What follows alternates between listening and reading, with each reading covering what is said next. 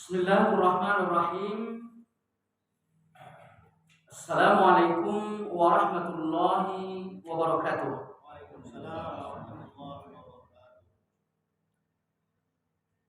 Alhamdulillahi rabbil alamin.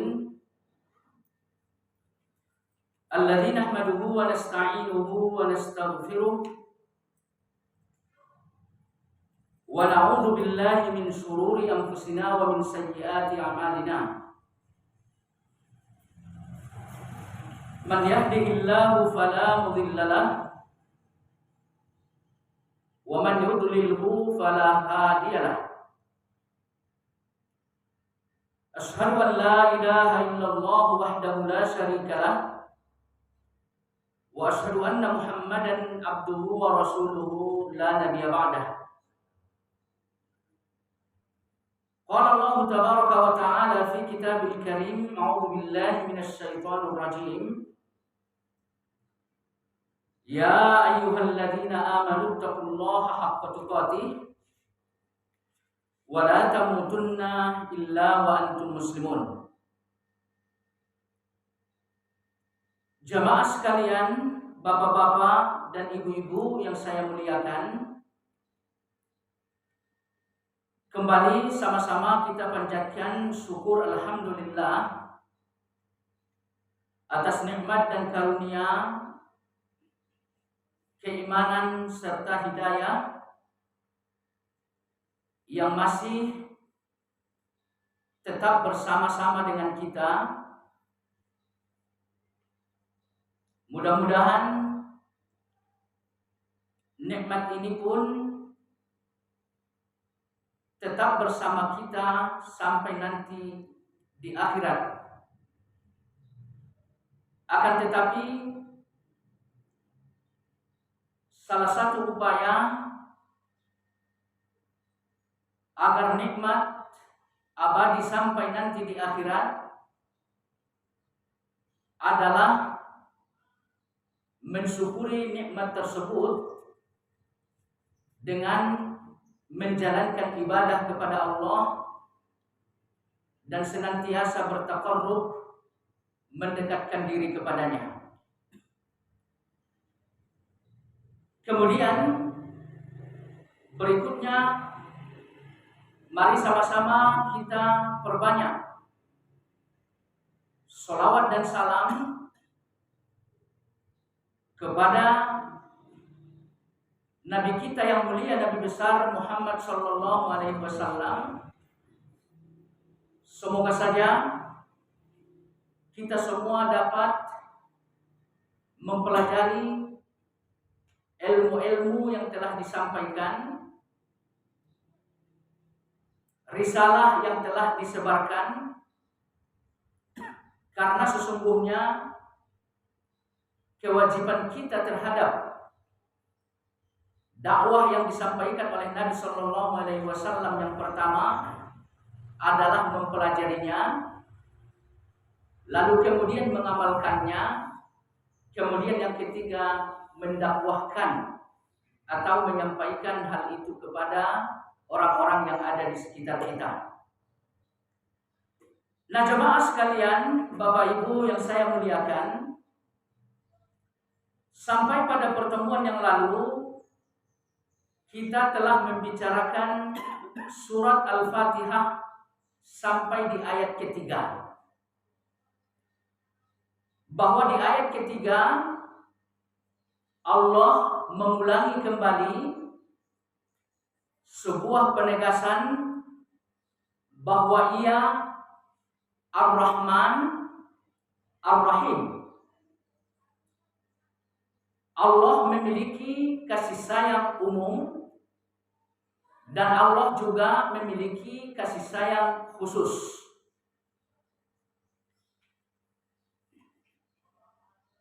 Setelah Allah Subhanahu wa taala berbicara tentang Ar-Rahman dan Ar-Rahim, di ayat keempat Allah berfirman, A'udzu billahi minasy syaithanir rajim, Maliki yaumiddin. Dialah yang merajai hari pembalasan. Jamaah sekalian, dari ayat yang mulia ini, yang pertama yang mesti kita pahami adalah Malik.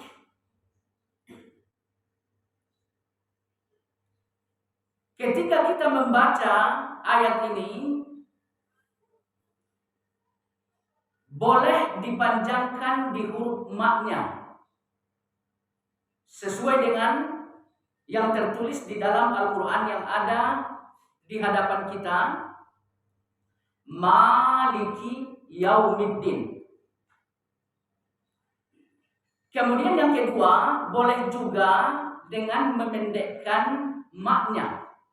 Artinya kita baca cepat gitu Pak ya, Maliki Yaumiddin.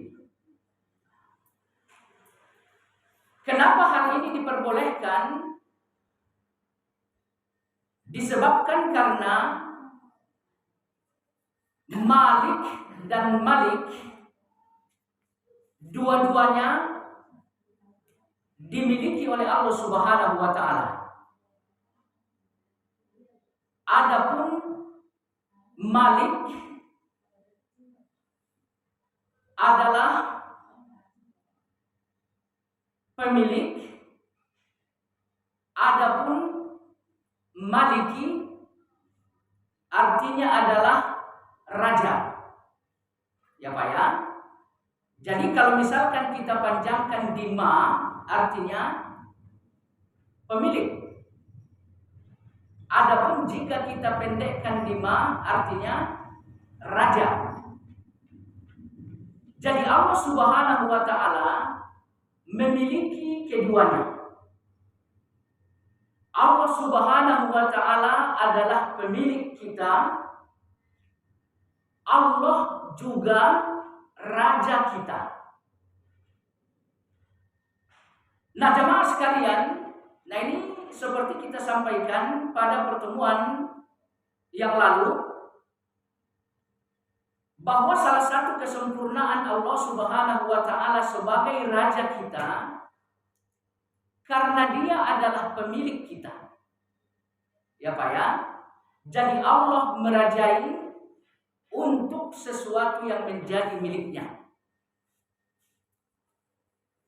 Dan kalau kita lihat raja-raja yang ada di muka bumi ini, sesungguhnya mereka menguasai karena kekuasaan, bukan karena milik. Ya Pak ya. Ya katakan misalkan Firaun menguasai Mesir sehingga ia bebas menetapkan aturan-aturan yang jauh dari keadilan.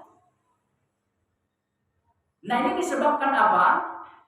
Disebabkan karena ia menguasai, merajai, ya karena kekuasaan. Seandainya Firaun menguasai karena milik, maka sesungguhnya Firaun pun akan berusaha untuk menegakkan keadilan. Ya sebagai contoh misalkan jemaah sekalian, contoh kecil ya Pak ya, kita sebagai kepala rumah tangga mempunyai anak, katakan 5 anak. Nah ini anak-anak ini kita kuasai, dasarnya adalah kepemilikan. Jadi anak-anak yang 5 ini adalah milik kita. Maka disebabkan karena kekuasaan kita kepada 5 anak ini dasarnya kepemilikan, sekuat tenaga kita pun berusaha untuk adil kepada 5 anak tersebut. Nah Allah Subhanahu wa taala pun demikian Pak. Allah merajai, Allah menguasai, dasarnya adalah kepemilikan.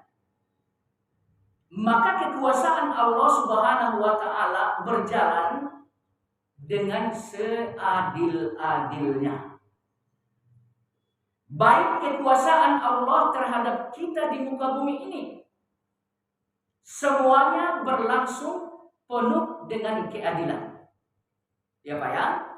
Maka oleh karena itu tidak boleh bagi seorang hamba mengatakan Nah ini Allah nggak adil nih sama saya nih.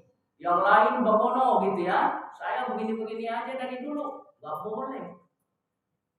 Karena Allah menetapkan semua putusan yang berlaku bagi setiap hamba, dasarnya adalah kepemilikan. Dasarnya adalah keadilan.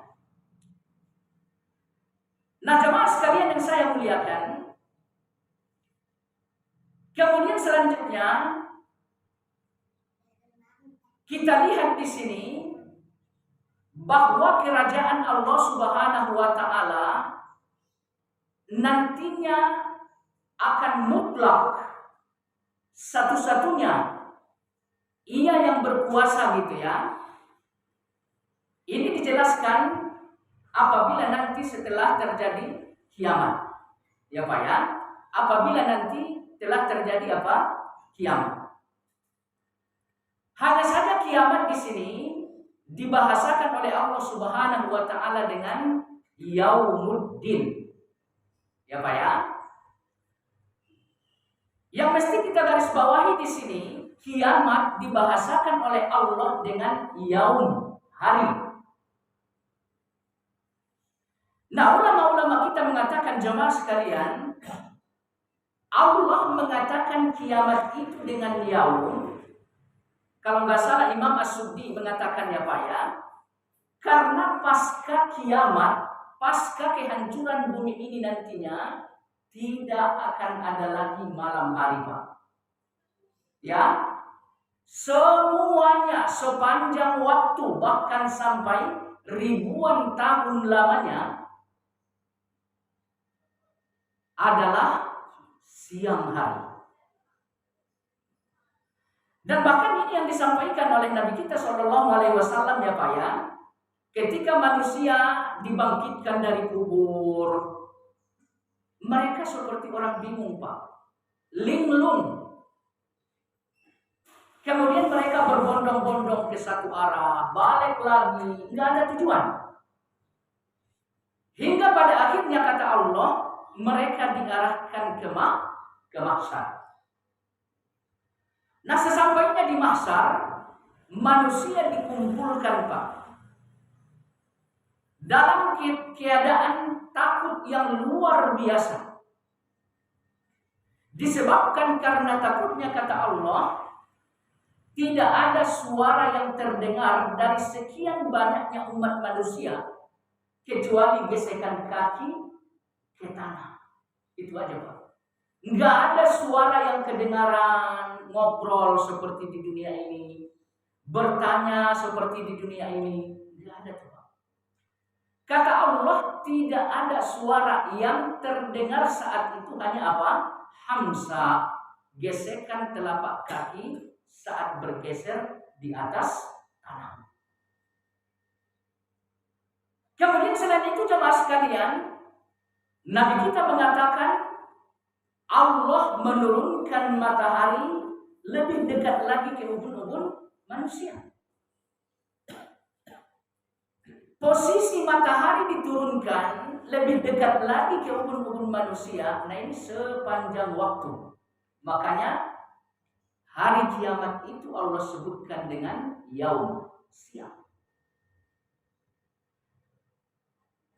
Bahkan disebabkan karena dekatnya matahari, manusia merasakan panas yang luar biasa, Pak. Ya. Sampai-sampai kata Nabi akan ada yang tenggelam sama keringat sendiri. Ya. Ada yang tenggelam sampai mata kaki. Ada juga kata Nabi yang tenggelam sampai lutut, sampai pinggang gitu ya. Nah ini disebabkan apa? Karena keringat yang membanjiri. Mungkin bagi kita hal ini sesuatu yang tidak logis, tidak masuk akal. Masa ia tenggelam sama keringat sendiri? Ya sebetulnya karena kita nggak mempelajari dan memahami dengan serius. Bapak bisa bayangkan kalau matahari didekatkan ke ubun-ubun kita, volume keringat itu kira-kira tambah banyak atau gimana Pak? Banyak. Sekarang aja Pak, jarak matahari ribuan kilo dari kebun-kebun kita. Bapak coba deh, sekarang kan panasnya luar biasa tuh ya, 39, 3. Bapak coba nanti di lapangan luas, buka baju, berjemur, jam 12. Kira-kira apa yang terjadi Pak? Banjir keringat. Nggak usah banjir keringat Pak ya. Bahkan apa namanya? Bahkan kulit kita akan gosong. Padahal jauh tuh matahari dari kebun kita. Baik. Jadi jumlah keringat kita akan keluar lebih banyak lagi ya di saat kondisi matahari didekatkan ke ubun-ubun kita. Kemudian yang kedua, kata Nabi Shallallahu Alaihi Wasallam, di saat itu semua manusia nggak ada yang bicara, semuanya memikirkan nasib masing-masing, semuanya takut. Jadi semuanya dilanda ketakutan yang sangat luar biasa. Nah, Bapak tahu nggak atau Bapak pernah merasakan nggak kalau dalam keadaan takut yang keluar apa Pak? Apa yang keluar? Yang keluar keringat. Ya Pak ya? Ya contoh misalkan anak kecil dari sekolahan disuruh manggung sama ibu guru atau bapak guru gitu ya. Nah itu anak demam panggung itu Pak, takut. Akhirnya apa yang keluar? Keringat dingin. Jadi rasa takut itu akan menyebabkan seseorang berkeringat. Kemudian yang ketiga, kata Nabi Shallallahu Alaihi Wasallam, di sana sesak karena seluruh manusia mulai dari Adam sampai manusia terakhir dikumpulkan di tempat itu. Jadi manusia itu penuh, padat, bahkan tidak ada gerak. Dan kalaupun bergerak ya seperti yang kita sampaikan tadi gitu ya. Jadi nggak ada cerita selonjoran duduk-duduk. Manusia di sana, kata ulama-ulama kita, hanya berhak untuk tanah selebar telapak kaki berpijak. Nah, itu saking sesaknya, Pak. Saking penuhnya. Nah, saya mau nanya, dalam keadaan sesak penuh, kira-kira yang keluar apa, Pak? Keringat. Ya buktinya mungkin dulu Pak ya, sebelum ada komuter kereta api yang sekarang, masih ingat gak Pak? Kereta yang tiketnya 2.000 perak. Pernah naik Pak? Bapak berangkat dari sini, itu baju bagus tuh Pak. Bersih. Gosokannya itu licin gitu ya. Nyampe di Bodong masuk ke dalam kereta tuh.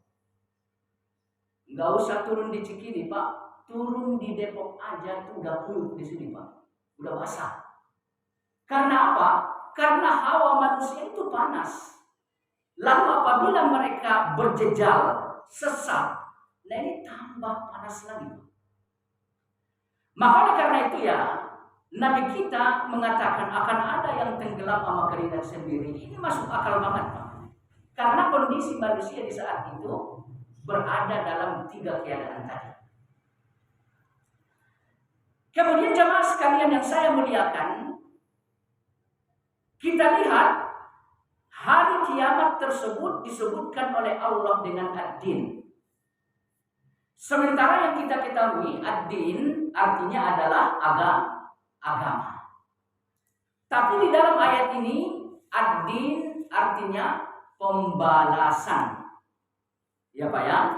Di dalam ayat ini ad-din artinya pembalasan. Nah, Imam Al-Bukhari ketika membaca ayat ini, beliau menafsirkan ayat ini dengan sebuah hadis. Akan tetapi sebagian ulama mendhaifkan hadis tersebut ya Pak ya. Cuman sebagian yang lain mengatakan maknanya sahih. Jadi kandungan makna dari hadis yang disampaikan oleh Imam Al-Bukhari terkait tafsir untuk Yaumuddin di dalam ayat ini adalah sahih. Kata Imam Al-Bukhari, Yaumuddin sesuai dengan hadis yang disampaikan oleh Nabi, kama tadin tudan. Ya Pak ya, kama tadin tudan. Bagaimana engkau berbuat, seperti itu engkau akan dibalas. Ya Pak ya, bagaimana engkau berbuat, seperti itu engkau akan dibalas. Jadi tadi tudan di dalam hadis ini artinya apa Pak? Balasan dan perbuatan. Nah, makna hadis ini sahih seperti dikatakan oleh Syekh Utsaimin. Ya, sebagai contoh misalkan apabila seseorang berbuat kebaikan, ya Pak ya, apabila seseorang melakukan kebaikan, menjalankan ibadah kepada Allah Subhanahu wa taala, Allah mengatakan hal jazaa'ul ihsan illal ihsan. Bukankah balasan kebaikan yang berlipat ganda? Ya Pak ya, bukankah balasan kebaikan yang berlipat ganda? Ini yang disampaikan oleh Allah di dalam Al-Quran surah Ar-Rahman. Kemudian terkait dengan keburukan, ya Allah mengatakan keburukan akan dibalas bimithliha, dengan keburukan yang setara. Ya Pak ya. Jadi wallahu a'lam jamaah sekalian, maka oleh karena itu hari kiamat nanti adalah di mana Allah Subhanahu wa taala akan memberikan balasan terhadap perbuatan-perbuatan umat manusia di muka bumi ini, tentunya dengan balasan yang sama. Hanya saja kalau misalkan kebaikan yang hendak dibalas oleh Allah, kebaikan yang menjadi balasan itu berlipat ganda. Ya Pak ya, jadi berlipat ganda. Dan kalau misalkan yang akan dibalas oleh Allah adalah keburukan, maka balasan untuk keburukan itu ya setara. Nah, ini adalah merupakan keadilan dari Allah Subhanahu wa taala. Ya. Ini merupakan keadilan dari Allah Subhanahu wa taala. Artinya apa? Orang-orang beriman saat melakukan kebaikan di muka bumi ini sesungguhnya penuh dengan tantangan-tantangan. Dan bahkan di daerah-daerah tertentu untuk sekedar sholat aja, ya konsekuensinya luar biasa gitu Pak ya. Dan kalau kita lihat di masa-masa awal dakwah Nabi kita, untuk sekedar mengaku diri sebagai seorang muslim pun, ya taruhannya nyawa. Jadi melakukan kebaikan di muka bumi ini, hakikatnya tidak satu pun yang enak. Ya katakan misalkan sholat, secara syahwat, ya nggak ada enaknya Pak sholat itu. Orang-orang yang tidak sholat itu jauh lebih enak kalau kita bicara syahwat gitu Pak ya. Artinya saat mereka melakukan usaha untuk dunia mereka, mereka bisa penuh dalam berapa jam gitu Pak ya. Nah kalau kita mesti kepotong sama sholat, ya. Kemudian gak hanya satu kali sholat aja, sampai 5 waktu gitu ya. Kadang-kadang subuh masih ngantuk gitu ya, karena dari kantor nyampe rumah udah mau jam 12 gitu ya. Dapat shift 3 mungkin gitu ya, jam 12 sampai rumah, subuh mesti bangun. Kira-kira sakit gak Pak? Lalu katakan misalkan tukar shift, naik shift ke shift pertama gitu ya, habis subuh berangkat lagi. Luar biasa. Jadi tidak ada kebaikan yang terasa enak kalau kita bicara syahwat. Maka keadilan dari Allah Subhanahu wa taala nanti di yaumil akhir, orang-orang yang melakukan kebaikan ini akan Allah berikan pelipat gandaan yang luar biasa. Dan ini adalah keadilan dari Allah Subhanahu wa taala. Nah, kemudian orang-orang yang melakukan maksiat ya Pak ya secara syahwat mereka ya kelihatan enak Pak.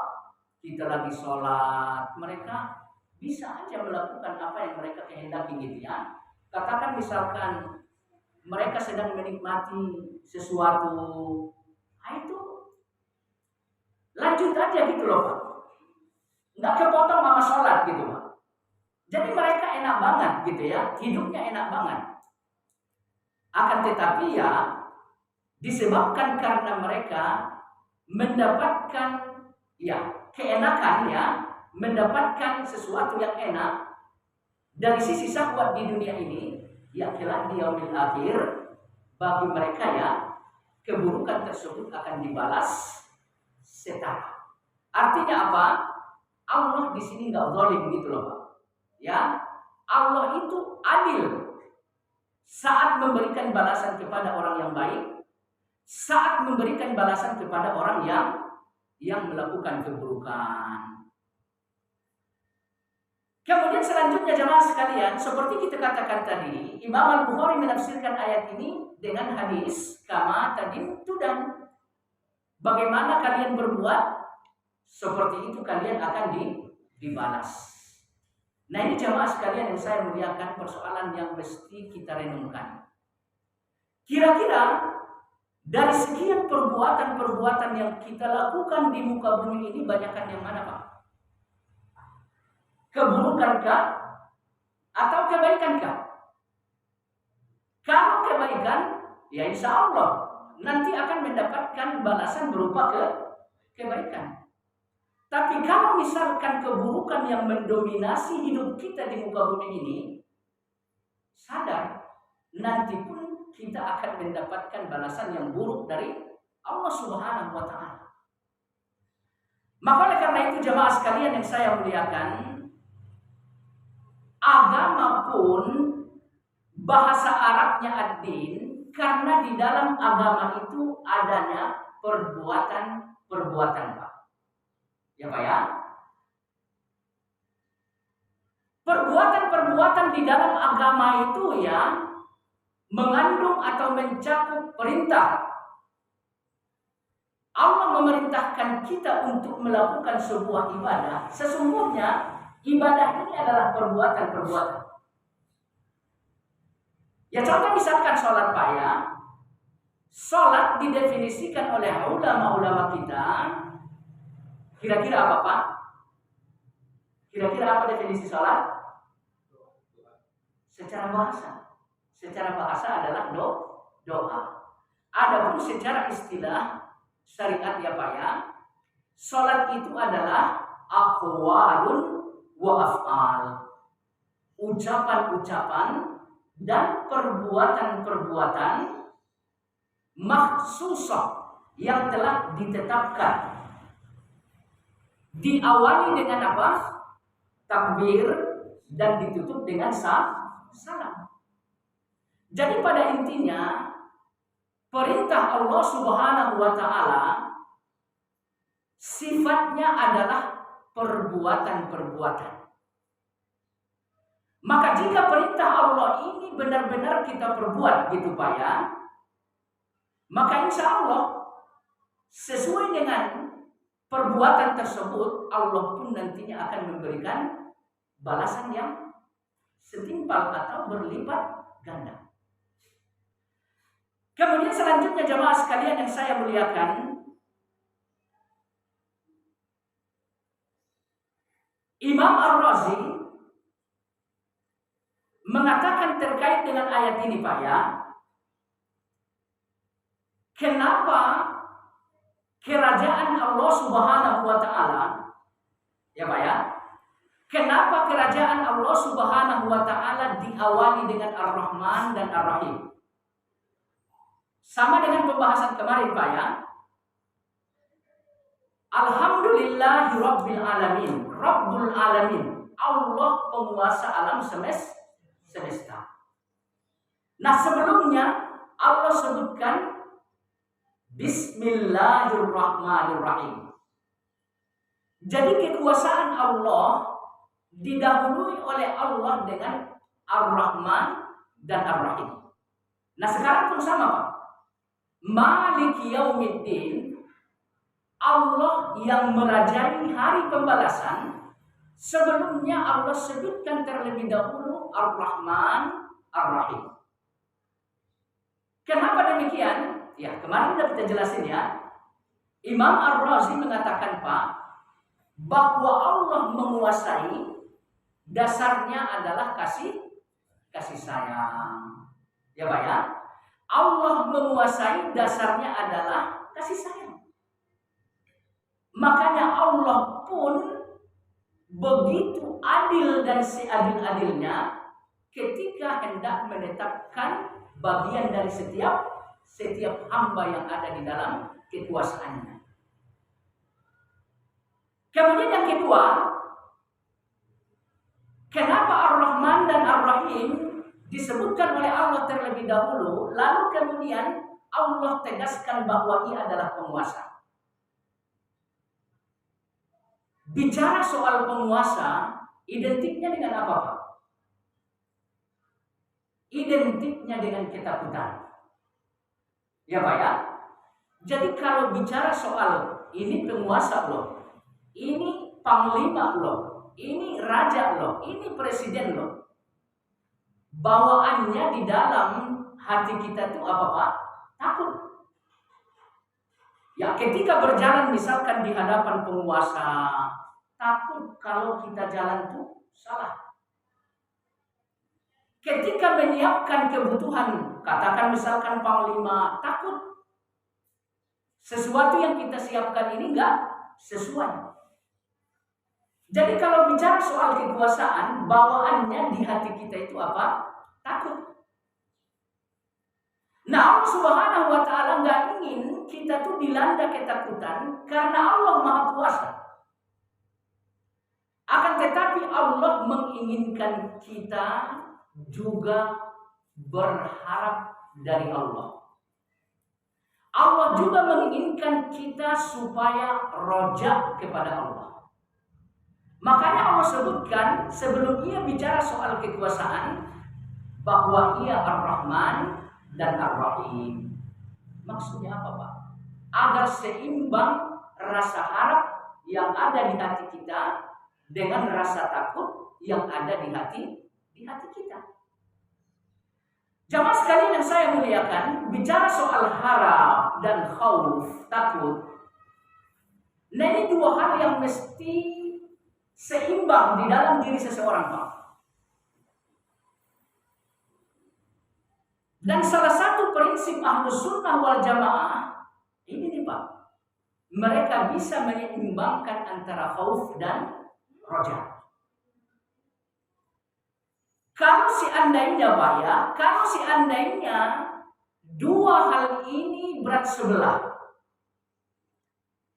maka sesungguhnya akan terjadi apa? Kekeliruan dalam beragama. Katakan misalkan rojaknya lebih besar dibanding khaufnya, orang-orang yang seperti ini akan apa Pak? Akan ujub dalam ibadah-ibadah yang ia lakukan. Kenapa? Karena ia berharap besar, bahkan yakin betul kalau ibadahnya telah diterima oleh Allah Subhanahu wa Ta'ala. Kemudian kalau misalkan khaufnya lebih besar, nah ini pun akan menyebabkan kekeliruan terjadi. Artinya apa? Orang yang dilanda ketakutan yang lebih besar dibanding harap, orang-orang seperti ini akan berputus asa. Akan berputus asa dari rahmat Allah Subhanahu wa Ta'ala.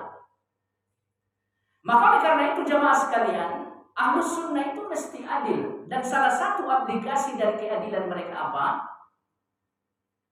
Sama bobot dan besarnya antara khauf dan roja. Dan ini yang terkandung kata ulama-ulama kita di dalam susunan ayat-ayat yang ada di surat Al-Fatihah. Kenapa Bismillahirrahmanirrahim didahului Allah Subhanahu wa Ta'ala sebelum didahulukan oleh Allah Subhanahu wa taala, lalu kemudian Allah menyebutkan ia Rabbul Alamin supaya apa? Khauf dan raja seimbang. Ar-Rahmanir Rahim. Lalu kemudian Allah sebutkan Maliki Yaumiddin, sama Pak. Ar-Rahman Ar-Rahim didahulukan oleh Allah. Lalu Allah sebutkan ia Malik. Tujuannya apa? Agar khauf dan raja itu seimbang. Karena ini adalah prinsip siapa Pak? Prinsip Ahlus Sunnah wal Jamaah. Baik. Maliki Yaumiddin, ya, yang memiliki kerajaan nantinya di hari kiamat mutlak hanya Allah Subhanahu wa taala. Jamaah sekalian yang saya muliakan, kita ketahui bahwa di bumi ini Pak, ya, banyak orang yang rusak, melenceng dari ajaran agama, ketentuan Allah Subhanahu wa taala. Disebabkan karena apa, Pak? Disebabkan karena dominasi iblis. Ya, Pak ya? Jadi iblis ini punya kekuasaan yang mendominasi di muka bumi ini, Pak. Makanya bicara orang yang disesatkan iblis, banyakkan mana ama yang tidak bisa disesatkan oleh iblis? Jawabannya mana lebih banyak, Pak? Lebih banyak yang disesatkan oleh iblis. Orang-orang yang tidak akan bisa disesatkan oleh iblis hanya orang-orang yang ikhlas, Pak. Ya, hanya orang-orang yang ikhlas. Adapun di luar orang-orang yang ikhlas, nah ini sangat mudah untuk disesatkan oleh iblis. Karena kerajaan iblis di muka bumi ini mendominasi.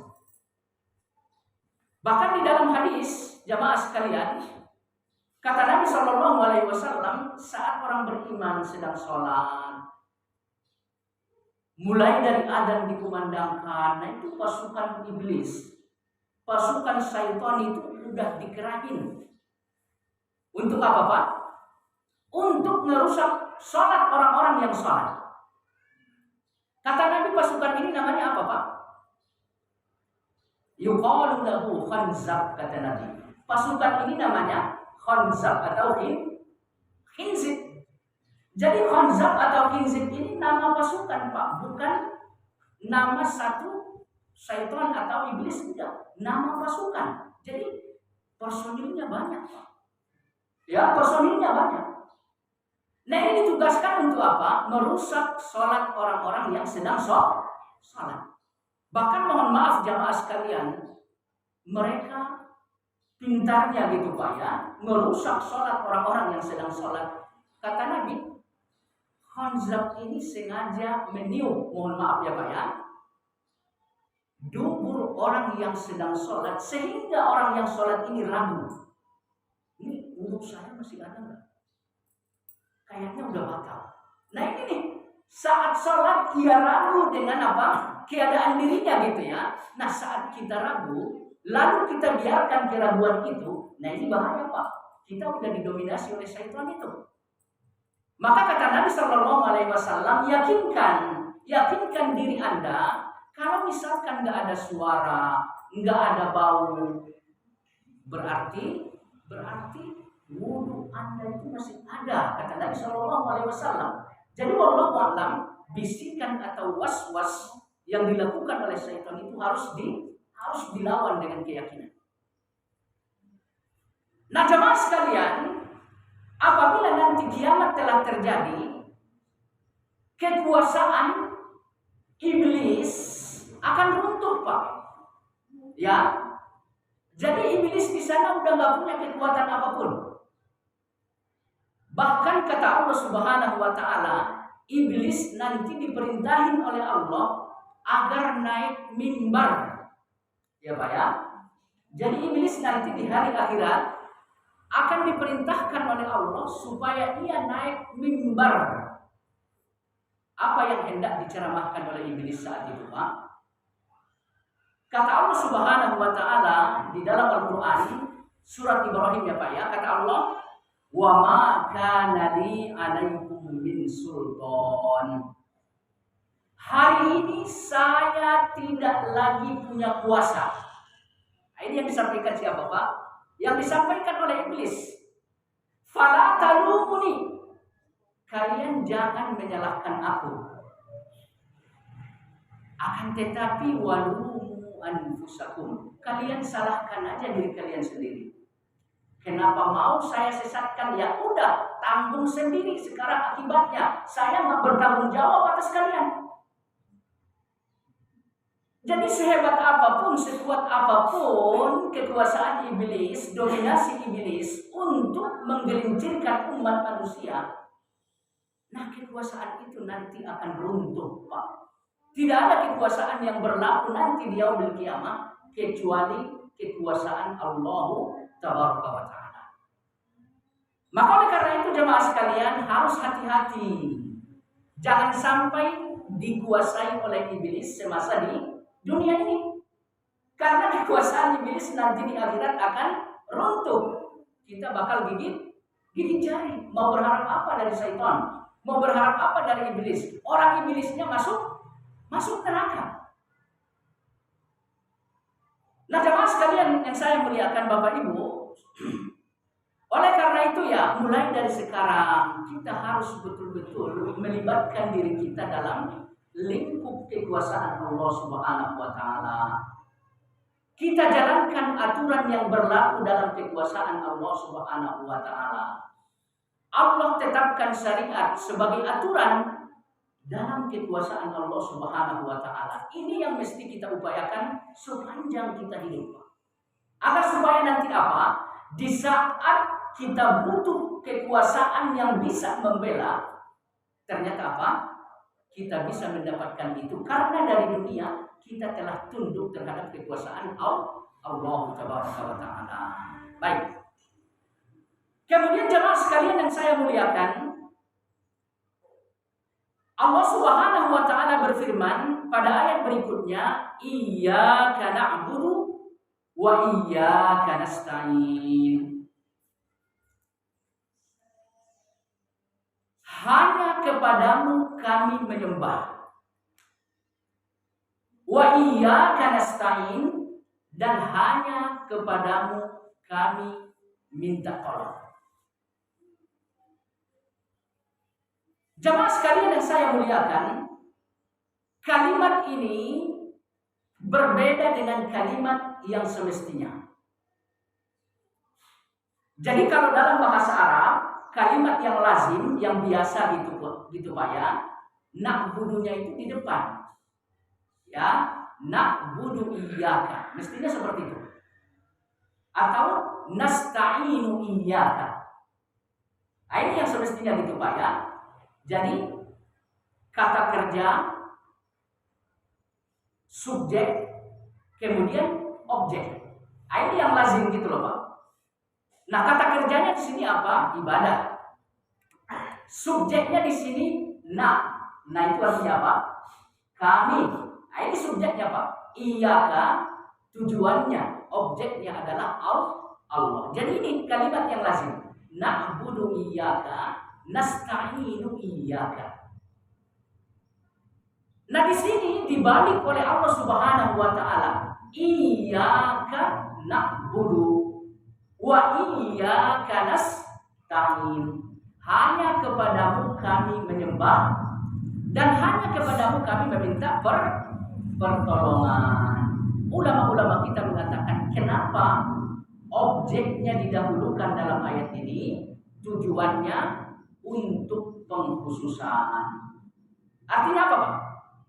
Bicara soal ibadah, ini khusus hanya untuk Allah.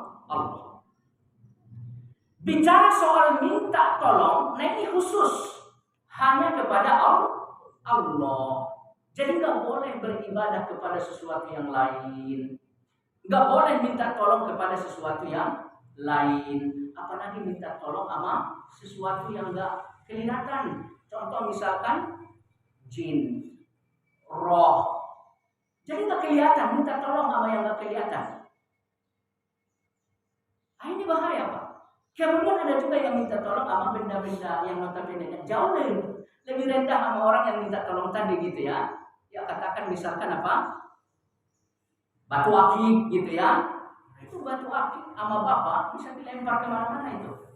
Ya, jadi ngapain minta tolong sama batu akik? Notabene nya gitu ya. Batu itu jauh lebih rendah dibanding bapak sendiri gitu ya. Nah, jemaah sekalian yang saya muliakan, iyyaka na'budu wa iyyaka nasta'in. Bicara soal na'budu, kira-kira mudah atau tidak, Pak? Beribadah kepada Allah itu kira-kira mudah atau tidak? Gimana, Pak? Mudah atau tidak melakukan ibadah kepada Allah? Mudah. Ya, Pak ya? Mudah. Karena memang ibadah kepada Allah itu hukum dasarnya adalah mudah. Ya Pak ya. Jadi syariat yang Allah tetapkan kepada kita itu pada dasarnya gampang, mudah, ringan. Kalau misalkan Bapak dalam keadaan sehat walafiat berada di rumah, ya sholat. Katakan 5 waktu. Ya, berapa sih Pak waktu yang dibutuhkan untuk 5 waktu sholat? Mudah. Jauh lebih sulit kita melakukan pekerjaan di mana? Di kantor, Pak. Bapak mesti kerja selama berapa jam? 8 jam. Kira-kira sholat 5 waktu perlu waktu 8 jam atau tidak? Nggak perlu, Pak. Ya, nggak perlu. Nah, kalau misalkan Bapak bersafar, waktunya tetap 5, cuman rakaatnya boleh dikurangin atau waktunya boleh dikumpulkan. Mudah, Pak. Bicara soal ibadah kepada Allah itu mudah. Nah, yang sulit apa, Pak? Yang sulit adalah iyyaka, hanya kepada Allah. Ini yang sulit. Ya, Pak ya? Ini yang sulit. Maka disebabkan karena sulitnya iyyaka hanya kepada Allah, banyak orang yang beribadah pada akhirnya nggak dapat apa-apa. Kenapa? Karena ia nggak bisa menjadikan ibadah itu semata-mata untuk Allah Subhanahu wa Ta'ala.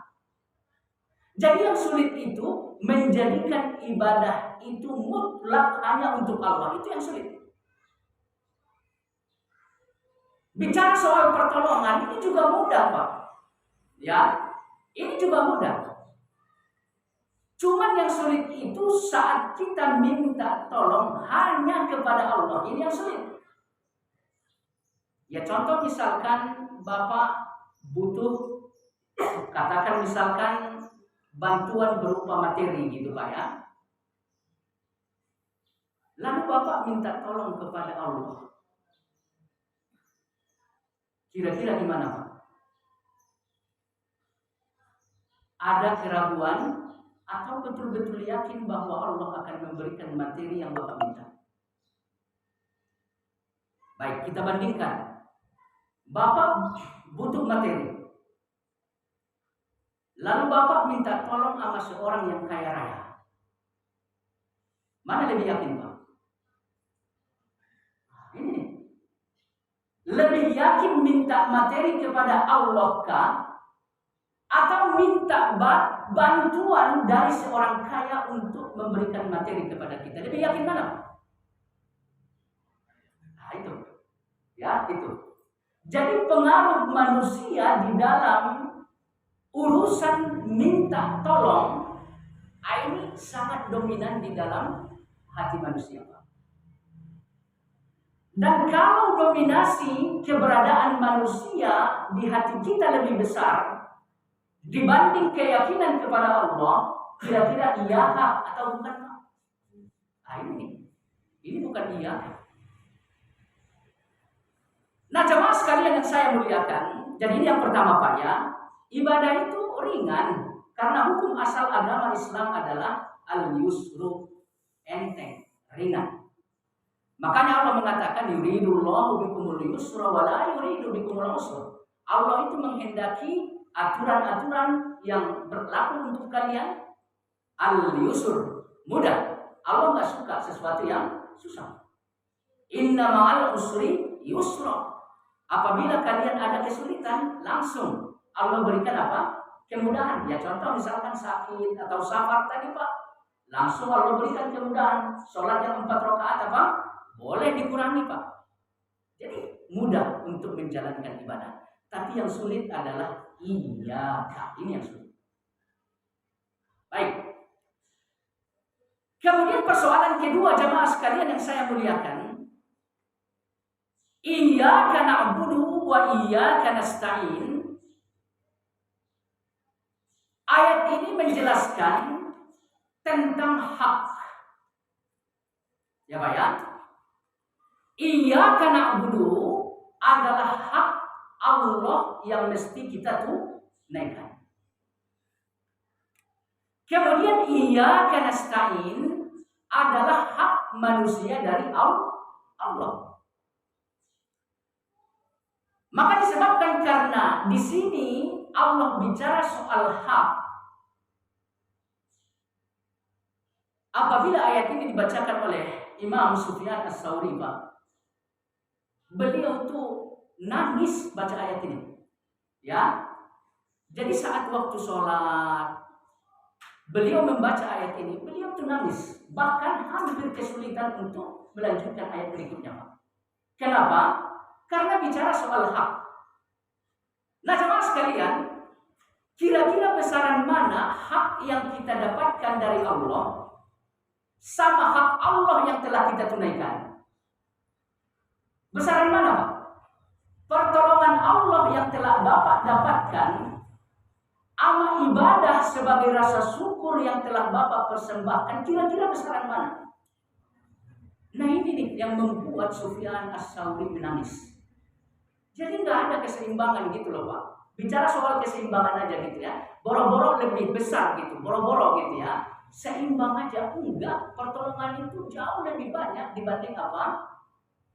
Persembahan ibadah yang kita berikan kepada Allah Subhanahu wa taala.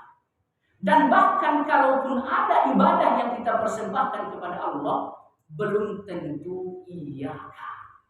Ini persoalannya. Ya, belum tentu iyaka.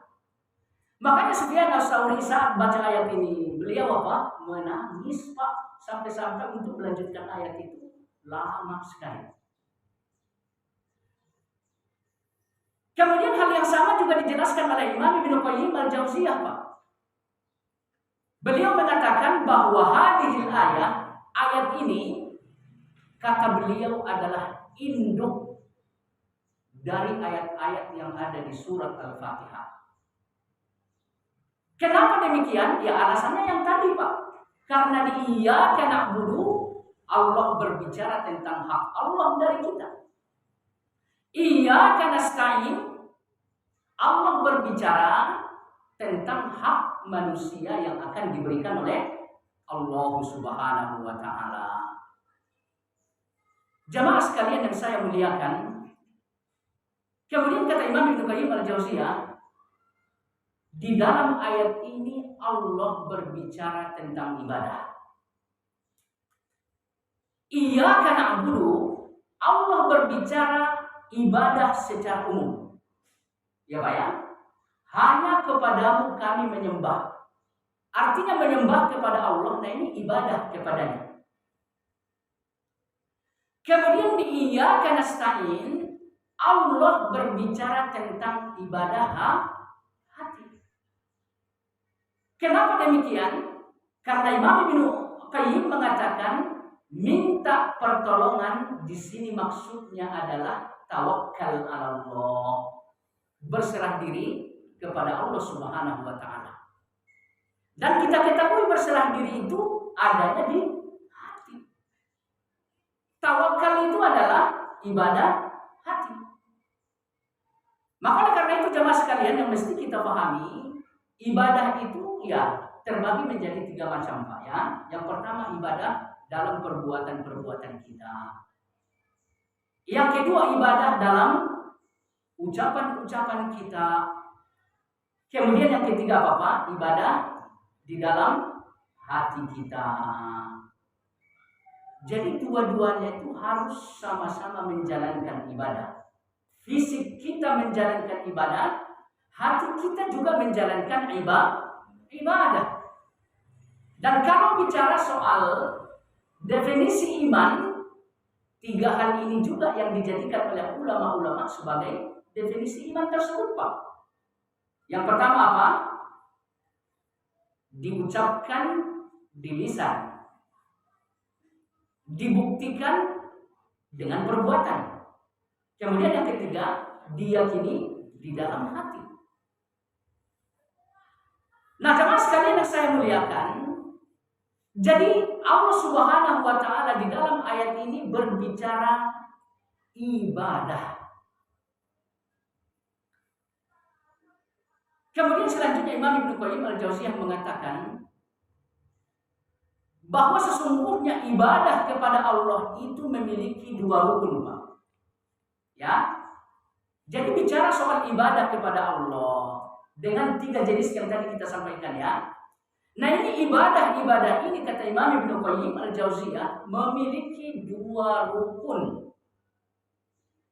Rukun yang pertama, ghayatul hubbi. Ibadah itu dilakukan betul-betul didasarkan dengan cinta yang mendalam kepada Allah. Ini yang pertama. Kemudian yang kedua, ghayatul dhulli. Ibadah itu kita lakukan, kita laksanakan semata-mata karena mentaati aturan-aturan Allah Subhanahu wa taala. Jadi ibadah saat kita lakukan mesti dengan cinta, kemudian mesti dengan ketaatan. Jamaah sekalian yang saya muliakan, lagi-lagi prinsip Ahlus Sunnah dalam menjalankan ibadah ya berada di atas kedua pilar ini, Pak. Orang-orang sunnah itu beribadah karena memang mencintai Allah. Orang-orang sunnah itu menjalankan ibadah karena memang mereka taat kepada Allah Subhanahu wa taala. Dan kalau dua hal ini terpisah, maka akan terjadi kekeliruan. Sebagai contoh misalkan Pak ya, orang-orang Yahudi dan Nasrani kira-kira mencintai Allah atau tidak? Mencintai Allah. Sehingga mereka mengakui Allah sebagai Rabb mereka. Hanya saja persoalannya, mereka hanya mencintai Allah, Pak. Bicara soal ketaatan, kira-kira mereka taat enggak kepada Allah? Enggak taat. Ya Pak ya, mereka enggak taat. Ya sebagai contoh misalkan Allah perintahkan supaya mereka berperang ketika hendak memasuki Palestina. Kata mereka apa Pak? Wahai Musa, idhab anta. Kamu aja yang pergi. Kalau perlu ajak Allah, Rabb kamu. Nanti kalau udah menang kasih tahu. Kita di sini nunggu sambil duduk-duduk. Itu kata orang Yahudi Pak. Ya. Jadi bicara soal ketaatan, ya orang Yahudi, orang Nasrani itu sama sekali nggak mentaati Allah. Tapi bicara soal cinta, ya mereka sesungguhnya mencintai Allah Subhanahu wa taala. Kira-kira orang Nasrani disesatkan Allah atau tidak? Disesatkan. Kenapa? Padahal mereka mencintai Allah. Karena mereka mencintai Allah tanpa ketaatan. Kemudian hal yang sama juga terjadi terhadap rekan-rekan kita dari sufi ekstrim. Ya Pak ya. Mereka mengatakan kami sangat cinta kepada Allah. Makanya kami melakukan ibadah, sholat, puasa, zakat, semuanya kami lakukan untuk mencintai Allah Subhanahu wa taala. Masalahnya di mana, Pak? Saat mereka telah mencapai hakikat cinta kepada Allah, ketaatan ini kira-kira masih berlaku nggak Pak? Sholat itu masih berlaku nggak? Kata mereka nggak perlu lagi sholat Pak. Ya, puasa masih berlaku nggak Pak? Udah nggak berlaku, nggak perlu lagi Pak. Puasa itu nggak perlu.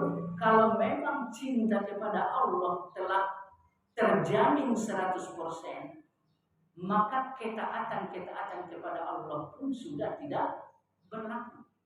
Jadi kata mereka sholat itu hanya sebatas proses untuk mendapatkan kecintaan kepada Allah. Ya, nah jemaah sekalian yang saya muliakan, saat mereka mencintai Allah, ya betul-betul mencintai Allah gitu Pak. Cuman kecintaan mereka kepada Allah tidak dibarengi dengan ketaatan atas aturan-aturan Allah. Jamaah sekalian, kemudian sebaliknya gitu Pak ya, ada juga orang yang taat kepada Allah tapi nggak ada cintanya sama sekali kepada Allah. Bicara soal aturan dijalanin Pak, akan tetapi aturan ini ditaati bukan karena cinta kepada Allah Subhanahu wa Ta'ala. Nah, ini contohnya siapa Pak? Kira-kira siapa? Orang yang taat kepada Allah, aturan-aturan Allah dilaksanakan, tapi bicara soal cinta kepada Allah nggak ada cinta. Siapa Pak? Mereka adalah orang-orang munafik. Nah, ini Pak. Kalau Bapak lihat orang munafik, kira-kira sholat nggak Pak? Sholat. Bahkan munafik di zaman Nabi sholatnya sama siapa? Sama Nabi Pak. Membangun saf pertama, saf kedua, saf selanjutnya bersama siapa? Generasi terbaik, sahabat-sahabat Nabi. Mereka patuh menjalankan aturan Allah, taat. Tapi ketaatan itu bukan disebabkan karena cinta. Malah mereka sering melakukan pengkhianatan kepada Allah Subhanahu wa Ta'ala. Maka karena itu Ahlus Sunnah wal Jamaah sekali lagi Pak ya, saat mereka menjalankan ibadah betul-betul taat, ya Pak ya, betul-betul manut. Kemudian manut dan taat mereka pun disebabkan karena cinta kepada Allah Subhanahu wa Ta'ala. Nah sekarang pertanyaannya Pak, kalau misalkan mentaati Allah kita lakukan berbeda dengan aturan yang Allah tetapkan, kira-kira ini namanya taat atau tidak Pak? Nah ini persoalannya Pak. Makanya karena itu ketaatan seseorang yang beriman kepada Allah, ia menjalankan aturan Allah itu sesuai dengan ketetapan yang Allah gariskan, tanpa sedikit pun penambahan, tanpa sedikit pun pengurangan. Nah ini ketaatan. Baik. Kemudian selanjutnya jemaah sekalian yang saya muliakan, wa iyyaka nasta'in, hanya kepadamu kami minta pertolongan. Nah, ini jam berapa Pak? Udah jam 8 ya? Sampai jam 8 kan biasanya? 8:30. Gimana kira-kira Pak? Masih semangat ya? Soalnya agak lama nih, 2 jam jadinya kan ya? Kalau di sana cuma 1,5 jam kan ya? Nah, baik, nggak apa-apa kalau masih semangat ya. Saya juga tambah semangat nih kalau Bapak semangat.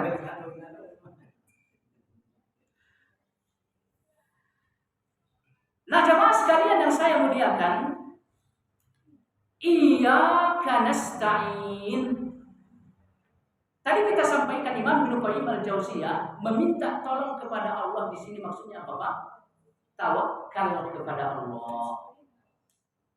Kenapa demikian? Karena saat kita meminta kepada Allah, meminta itu bahasa Arabnya apa Pak? Apa bahasa Arab meminta? Berdoa. Saat kita berdoa dan meminta kepada Allah tanpa diiringi dengan sikap tawakal, Ibnu Qayyim al-Jauziyah mengatakan permintaan itu sesungguhnya nggak sampai kepada Allah. Tapi saat kita bertawakal, ya Pak ya, dalam meminta, maka permintaan-permintaan kita pun akan sampai di hadapan Allah. Maka karena itu kita mesti mengetahui jamaah sekalian bahwa ya, seseorang yang berdoa belum tentu ada tawakal di dalamnya. Ya Pak ya, belum tentu ada tawakal di dalamnya. Dan sudah sesuatu yang pasti saat bertawakal, maka di sini telah terkandung doa. Ya Pak ya.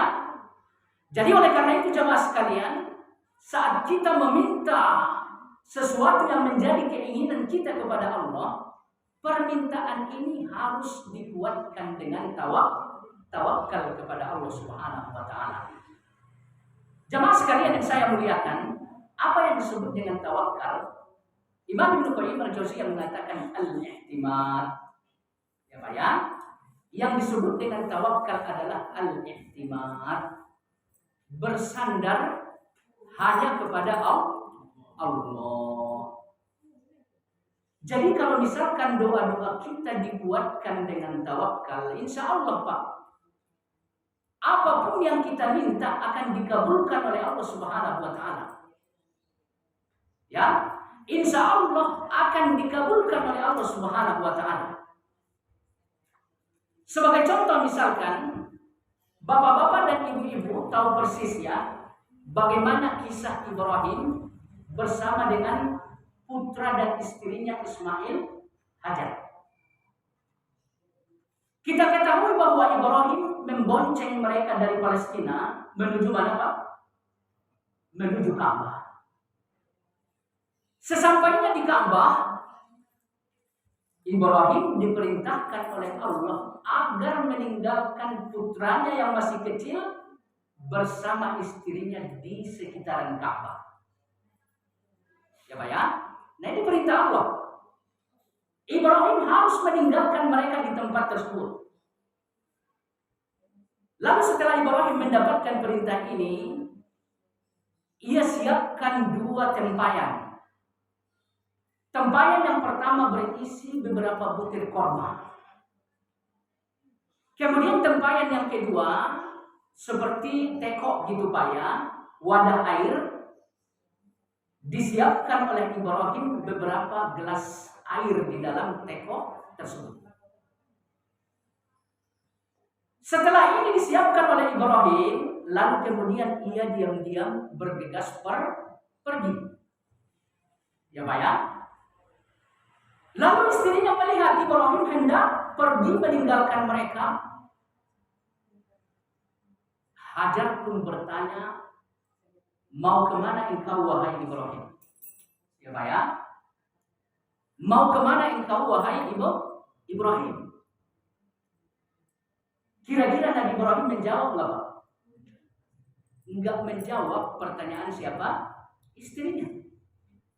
Kemudian Ibrahim berjalan lagi. Lalu dipanggil lagi sama istrinya. Engkau hendak kemana wahai Ibrahim? Lagi-lagi pertanyaan ini didiamkan oleh siapa? Oleh Ibrahim alaihissalam. Saya mau nanya, kira-kira kenapa Ibrahim mendiamkan pertanyaan ini? Ya? Tidak tega untuk menjawabnya. Ibrahim tidak menjawab 2 pertanyaan yang sama dari istrinya karena jawabannya adalah penderitaan untuk istri dan anak-anaknya. Bisa dipahami nggak? Saat Ibrahim ditanya oleh istrinya, mau kemana engkau wahai Ibrahim? Saya mau pulang. Kira-kira ucapan itu, jawaban itu penderitaan nggak buat istri dan anaknya Pak? Penderitaan. Makanya kita juga harus pintar-pintar Pak. Nggak semua pertanyaan mesti dijawab. Ya Pak ya, nggak semuanya. Jadi harus ditelaah dulu. Kira-kira jawaban saya musibah nggak buat orang? Ibrahim berpikir ke sana. Kalau pertanyaan ini saya jawab, hatinya bakal sakit. Makanya Nabi Ibrahim tidak menjawab dua pertanyaan yang sama dari istrinya. Kemudian selanjutnya Ibrahim pun melangkah lagi untuk meninggalkan istri dan anaknya di tempat yang sama sekali tidak ada kehidupan. Kemudian istrinya mengganti pertanyaan, Pak. Apa kata istrinya? Wahai Ibrahim, apakah engkau pergi disebabkan karena perintah Allah?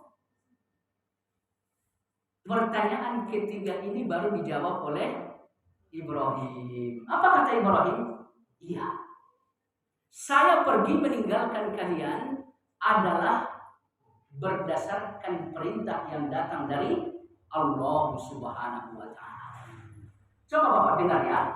Setelah istri Ibrahim Hajar mengetahui Ibrahim meninggalkan mereka di tempat yang begitu asing tersebut karena perintah dari Allah, apa yang diceletukkan oleh istri Ibrahim? Apa yang dikatakan oleh istri Ibrahim? Kata beliau, idzan lan yudayyi anallah.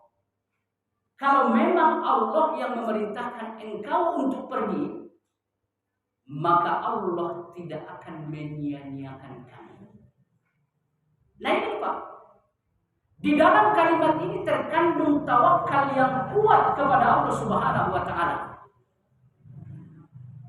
Singkat cerita jamaah sekalian, Ibrahim pergi kembali ke Palestina. Hajar bersama putranya Ismail berada di sekitar Ka'bah, di mana di tempat itu saat tersebut tidak ada kehidupan.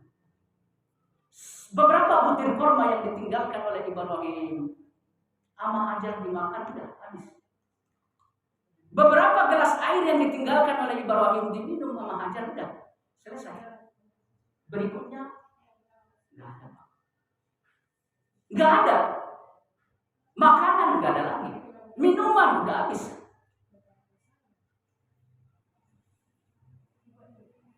Hajar pun haus luar biasa, ya Pak ya.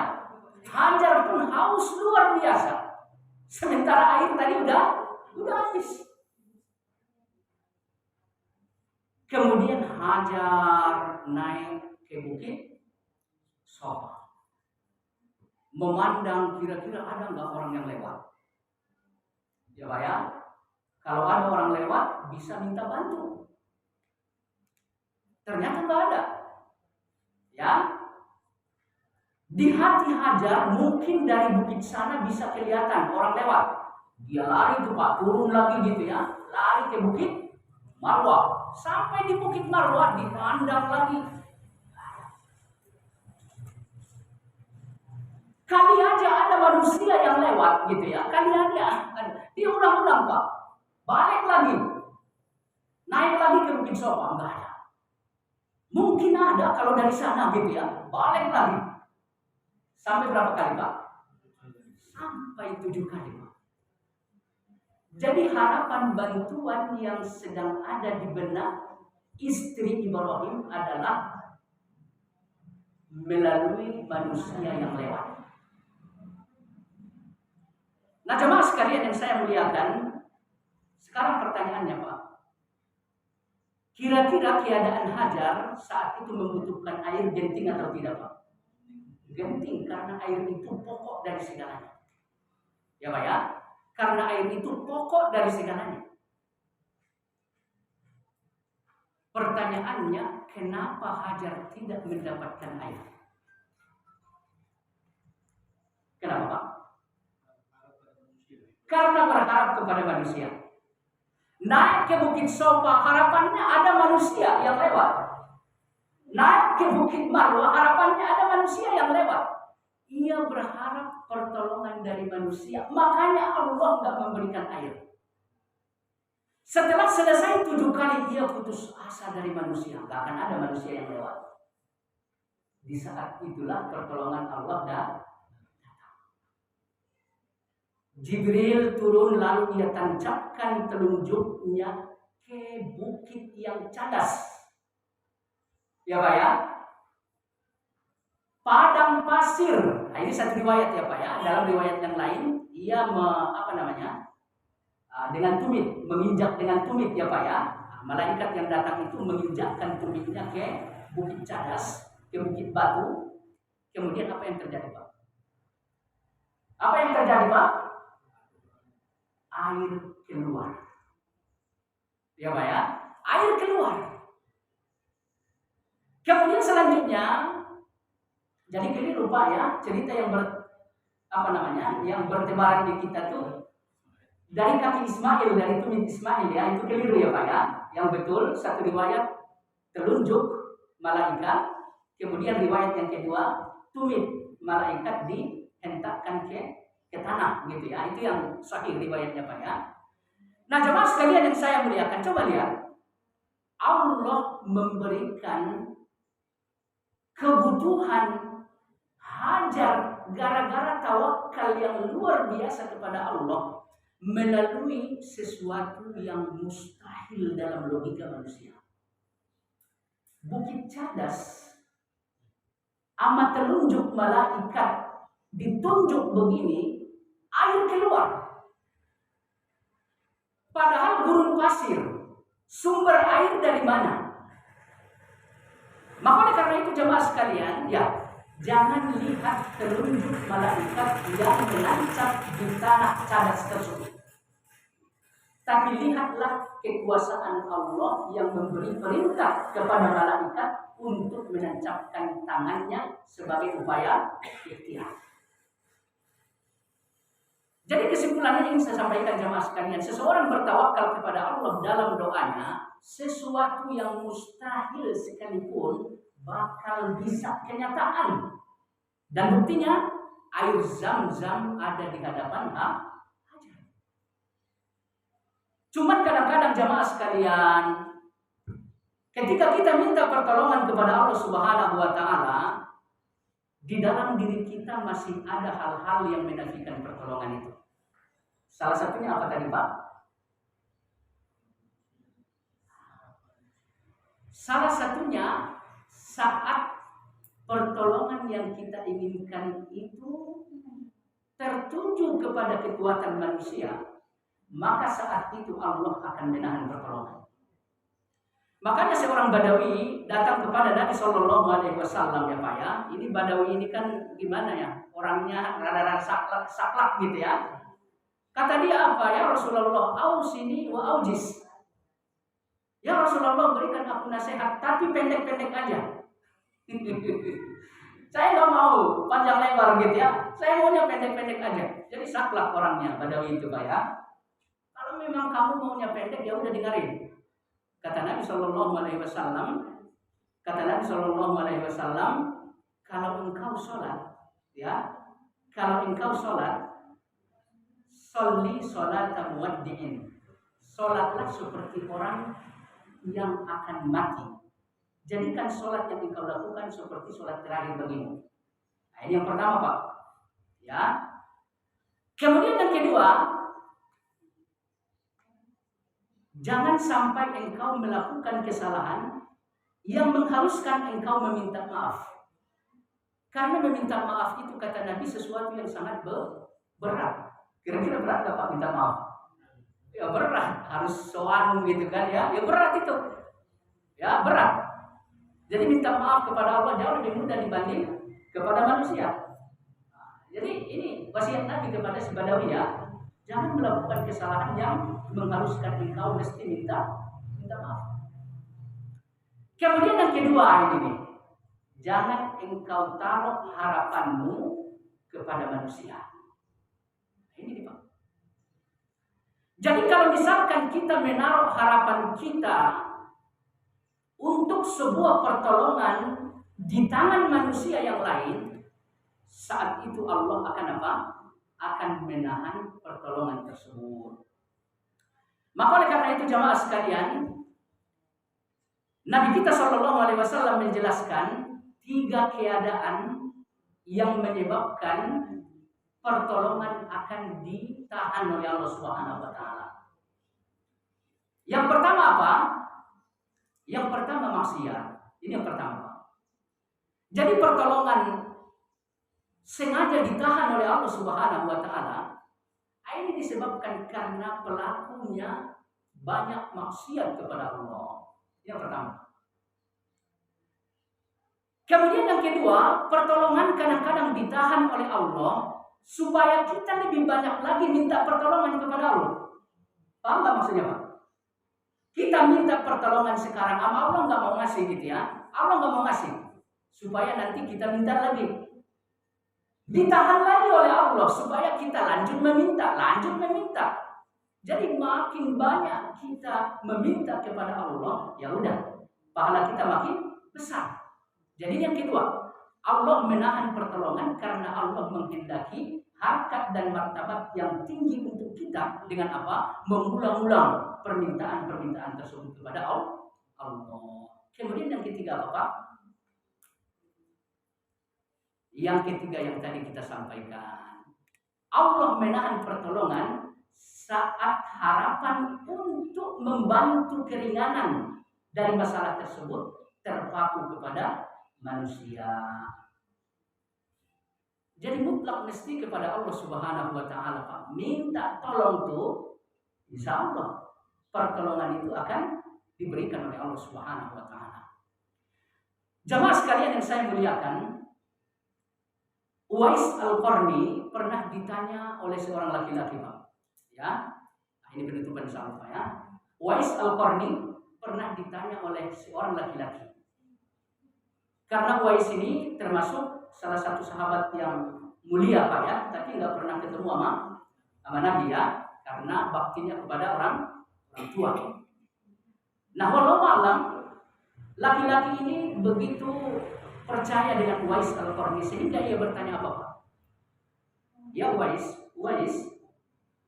kira-kira saya itu menurut kamu bagusnya tinggal di mana? Ya? Kira-kira saya itu bagusnya tinggal di mana? Jadi wallahu a'lam, laki-laki yang bertanya ini ya sama dengan kita nih, Pak. Ya, sama dengan kita. Lalu kemudian Uwais menjawab, apa kata Uwais? Ya, menurut saya engkau bagusnya tinggal di Palestina. Ya, engkau tinggal di mana? Di Palestina. Orang ini kaget, Pak, karena orang ini sama dengan kita. Kaget, Palestina kan jauh gitu ya. Lalu kemudian apa yang ditanyakan orang itu berikutnya? Kira-kira di sana untuk dapat makan itu gampang nggak? Sama nggak, Bapak? Sama sama kita, Pak. Ya. Jadi di sana itu kira-kira untuk dapat makan itu, pekerjaan itu gampang nggak? Ini ditanyakan oleh laki-laki tersebut kepada Uwais. Kemudian Uwais menjawab apa?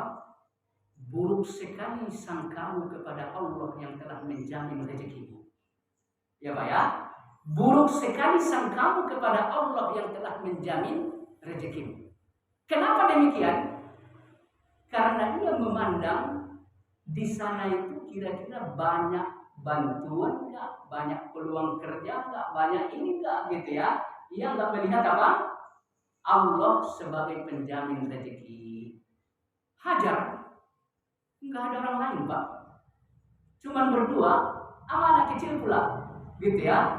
Mau nani, cadas pula, gitu ya. Enggak ada yang bisa dilakukan, Pak. Tapi dengan tawakal yang kuat, mereka dapat apa? Dapat minuman, dapat makanan. Orang-orang Bani Jurhum datang untuk menemani mereka. Ini buah dari apa? Buah tawakal. Nah, kadang-kadang ini nih penyakit kita, Pak ya. Bicara soal urusan makan, minum, nggak bisa tawakal kepada Allah secara mutlak. Kita selalu memandang manusia. Peluang. Jangan buruk sangka kepada Allah. Ya Pak ya, Allah itu menjamin segalanya bagi kita. Makanya kita hidup. Kalau jaminan Allah telah habis, sekarang juga Bapak akan selesai itu. Ya, akan selesai itu. Makanya Nabi kita mengatakan kalau saja rezeki seseorang masih tersisa sekalipun satu biji zarrah, dia akan hidup untuk mendapatkan rezeki itu. Tapi kalau memang udah habis, selesai. Baik, jamaah sekalian, sebagai penutupan ya, dari dua ayat yang tadi kita sampaikan, intisari yang mesti kita ambil yang pertama ya Pak ya, mulai sekarang tunduk dan patuhlah kepada aturan dan kekuasaan Allah. Jangan pernah patuhi kekuasaan iblis atau syaitan. Karena nanti di akhirat yang punya kuasa untuk menetapkan balasan adalah Allah Subhanahu wa taala. Ini yang pertama. Maka oleh karena itu jangan duakan Allah dengan sesuatu apapun. Ya Pak ya? Baik. Kemudian selanjutnya, ia karena na'budu, ya beribadahlah hanya kepada Allah. Ya Pak ya? Dan sadari yang sulit dari ibadah adalah iyyaka, ikhlas.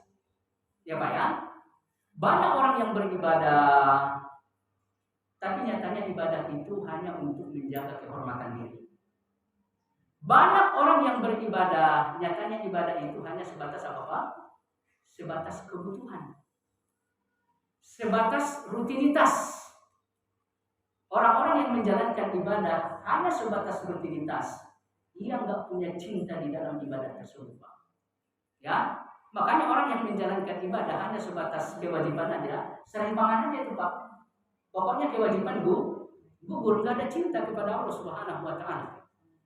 Jamaah sekalian, saya kalau misalkan nggak sholat sekali, rasanya ada yang kurang. Bapak merasakan seperti itu nggak? Disebabkan karena ibadah itu rutinitas. Ya Pak ya? Ya sama, Bapak mandi, lupa sikat gigi, kayaknya ada yang kurang Pak. Ya, lupa sikat gigi, kayaknya ada yang kurang. Apa yang kurang ya? Oh ternyata sikat gigi gitu ya. Jadi sesuatu yang menjadi rutinitas saat kita abaikan atau kita lupa, itu rasanya ada yang kurang. Mestinya bukan begitu. Saat kita tidak ibadah, rasa cinta itu bagaimana gitu loh. Ya, rasa cinta itu tersalurkan atau tidak gitu. Bapak pernah nggak melihat orang yang putus cinta gitu? Akibatnya bagaimana?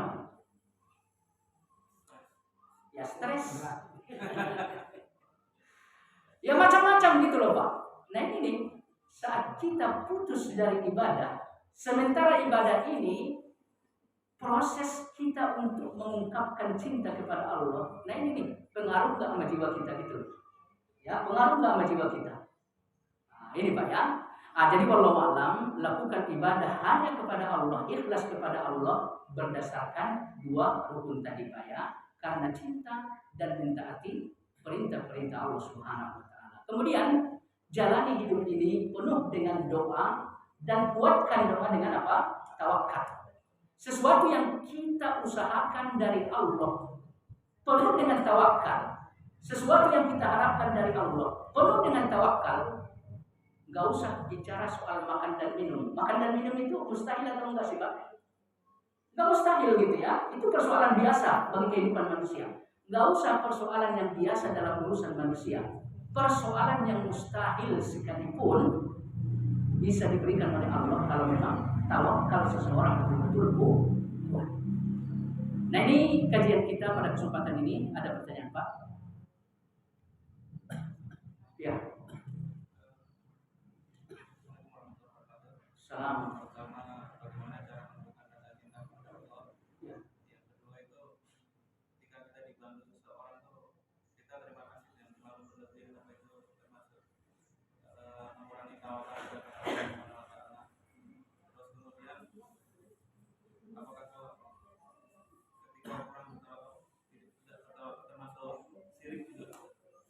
Apakah pertanyaan ketiga gimana? Misalkan kalau yang kita rasa terima kasih pada seseorang terlalu berlebihan termasuk tidak tawakal atau termasuk sirik itu. Jadi apakah ini termasuk sirik itu? Baik. Bismillahirrahmanirrahim. Yang pertama, bagaimana caranya untuk menumbuhkan rasa cinta kepada Allah? Yang pertama, cukup yang pertama aja ya, sebetulnya banyak. Yang pertama, kata ulama-ulama kita seperti dijelaskan oleh Imam Ibnu Taimiyah, ma'rifatullah. Ini yang pertama. Ya, ma'rifatullah. Kita mesti mengenali Allah dengan pengenalan yang sebaik-baiknya. Ya, kalau seandainya kita kenal banget sama Allah secara manusiawi gitu ya, secara manusiawi aja gitu, secara natural, kita pasti cinta kepada Allah. Ya contoh misalkan, bicara soal pemberian, ini akan membuat seseorang jatuh cinta. Ya Pak ya, katakan misalkan seseorang memberi kepada Bapak, besok beri lagi, kira-kira Bapak bakal jatuh cinta sama orang itu? Pasti tuh, ya secara manusiawi pasti tuh. Nah ini nih, sederma-dermanya manusia mampu memberi setiap hari, kira-kira lebih derma mana dibanding Allah Subhanahu wa Ta'ala? Allah memberi setiap saat, setiap detik. Nah ini nih, kita kenali Allah dari sisi Al-Mu'ti itu aja, sebetulnya udah cukup untuk menjadi apa? Sumber cinta kita kepada Allah Subhanahu wa Ta'ala. Kemudian kenali Allah dari Ar-Rahman dan Ar-Rahim. Coba lihat bagaimana kasih sayang Allah terhadap kita, luar biasa Pak. Dari kita nggak ada, Allah ciptakan ada. Kita ada di rahim, bagaimana Allah memelihara kita? Kita keluar dari rahim ibu, bagaimana pemeliharaan cinta Allah, kasih sayang Allah sama kita? Sampai sekarang kasih sayang itu nggak pernah putus. Kira-kira bapak-bapak, ibu-ibu sekalian cinta nggak sama ibu? Cinta. Bicara soal kasih sayang dari ibu, kira-kira pernah putus atau tidak? Pernah putus dan akan putus. Ya, saat mereka pergi mendahului kita, udah putus tuh kasih sayang ibu. Nah, kasih sayang Allah itu pernah putus nggak? Sekali kasih sayang Allah putus, kiamat dunia ini Pak. Ya, jadi ini yang pertama. Supaya kita bisa mencintai Allah, kenali Allah dengan ma'rifat yang sebaik-baiknya. Makanya Ibnu Taimiyah mengatakan, di dunia ini ada surga. Ya, di dunia ini ada surga kata beliau. Lalu ditanya surga itu apa ya Imam? Kata dia apa? Ma'rifatullah. Mengenal Allah dengan pengenalan yang lain. Lah, surganya mana? Dengan pengenalan itu akan tumbuh cinta. Kira-kira orang yang mencinta rasanya seperti di surga atau tidak Pak? Nah, itu. Ya, jadi orang yang mencinta semuanya adalah kebahagiaan. Enggak ada penderitaan bagi orang yang mencinta, Pak. Enggak ada tantangan bagi orang yang mencinta, semuanya mudah. Ya, baik. Kemudian yang kedua, saat kita mengucapkan terima kasih kepada orang dan berharap ya bantuan dari orang gitu kan ya, apakah ini termasuk syirik? Seperti itu kan ya tadi ya. Kalau misalkan harapan itu menafikan harapan dari Allah secara mutlak gitu ya, ini syirik. Ya. Jadi karena kita berharap banyak dari manusia, sehingga kita menafikan harapan dari Allah, kita nggak bertawakal lagi kepada Allah. Nah ini termasuk syirik. Ya. Karena wallahualam pondasi tauhid ada 3 kan ya. Pertama roja, harapan. Yang kedua khauf, takut. Yang ketiga mahabbah. Nah ketiga hal ini apabila dialihkan kepada sesuatu yang lain dari Allah, maka saat itu kesyirikan telah terjadi. Nah tawakal kepada Allah sumbernya apa Pak? 3 hal ini. Kita akan tawakal kepada Allah semata karena kita cinta kepada Allah. Kita tawakal kepada Allah semata karena kita berharap kepada Allah. Kita tawakal kepada Allah karena kita takut kepada Allah. Nah ini nih, jadi tawakal ini dasarnya 3 pondasi tauhid yang tadi kita sampaikan. Nah kalau kita tawakal kepada manusia secara total, lalu ketergantungan kepada Allah ini tertutupi gitu ya. Ya dalam keadaan seperti ini seseorang sudah jatuh ke dalam kesyirikan. Wallahu a'lam seperti itu. Ada lagi Pak? Nah, baik sampai di sini insya Allah bermanfaat. Kita tutup dengan kafarah majelis. Subhanallah wa bihamdihi asyhadu an la ilaha illa anta astaghfiruka wa atubu ilaik. Assalamualaikum warahmatullahi wabarakatuh. Waalaikumsalam.